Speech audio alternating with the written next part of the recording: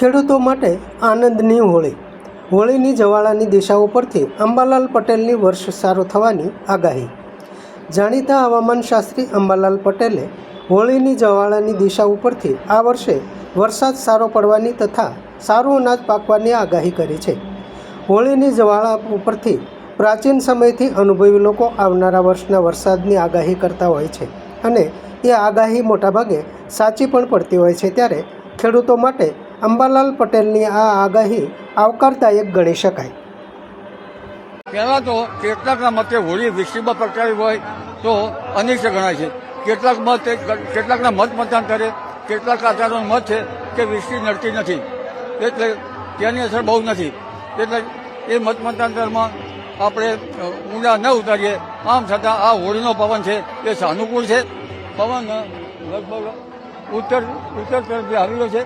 ક્યારેક હોળીનો પવન છે એ પશ્ચિમ તરફથી પણ ઘૂમરાલે છે. હોળીનો પવન સૂર્યાસ્ત પછી 96 મિનિટ સુધી જોવામાં આવતો હોય છે.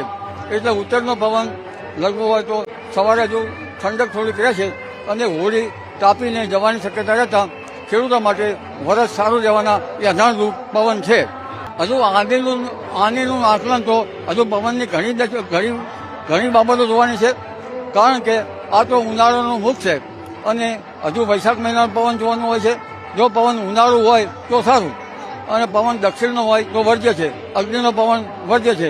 નૈઋત્યનો પવન સાધારણ વરસાદ કરે છે. પરંતુ મારું એવું માનવું છે કે અખાત્રીનો પવન પણ સાનુકૂળ રહેવાની શક્યતા છે. એટલે આ સાનુકૂળ પવન હોવા છતાં ઇવોલ્યુટેડ અલનીનો રાશિ હોવા છતાં ગુજરાતનું હવામાન એકંદરે સારું રહી શકવાની શક્યતા છે.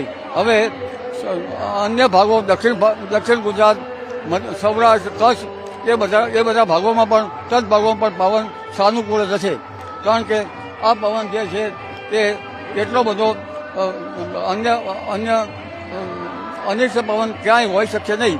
એટલે ગુજરાતમાં એકંદરે ચોમાસું અલનીનો રાશિ હોવા છતાં સારું રહેવાની શક્યતા છે. અલબત્ત સૂર્યકાળની અસર થતાં પેસિફિક મહાસાગરમાં ટ્રોપિકલ સ્ટોર્મ બની શકવાની શક્યતા છે. એટલે સ્ટોર્મનું આક્રમણ આ વખતે સાગરોમાં વધુ રહેવાની શક્યતા છે. એકંદરે આ વખતનો હોળીનો પવન સાનુકૂળ છે, એટલે ખેડૂતો માટે સારું ગણાય. અલબત્ત વરસાદ બરાબર બન્યો નથી, એટલે વરસાદ લો પ્રેશરથી આવવાની શક્યતા રહી શકાય. અને સૂર્યમાં ઢાકા દેખાયેલા છે કલંકો, તેથી પેસિફિક મહાસાગર નરમ રહેવાની શક્યતા રહે અને સમુદ્રનું ઉત્પીડન થવાની શક્યતા રહી શકે છે. જી.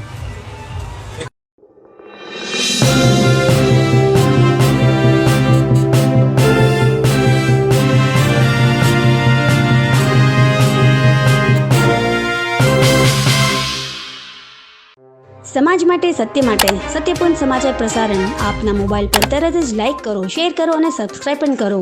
અને હા, ઘંટડી વગાડવાનું ન ભૂલશો. આભાર.